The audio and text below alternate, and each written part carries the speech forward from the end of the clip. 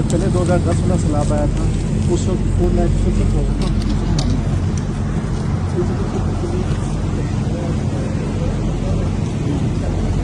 I think maximum capacity पे जाता है।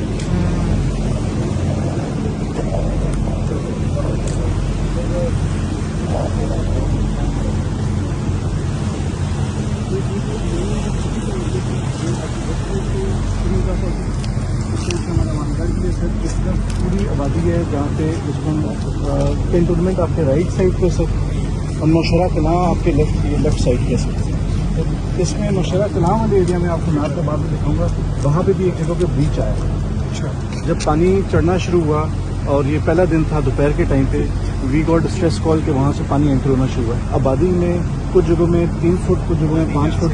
अभी भी लोग अपने घरों में क्योंकि वैल्यूबल्स से नहीं छोड़े थे, लेकिन no life has been lost. एक और एरिया में ब्रीच आया सर, उस जगह को मनाखेल कहते हैं, खेजगी। वहाँ पे भी अल्हम्दुलिल्लाह सर इवैक्यूएशन क्योंकि हो चुकी थी।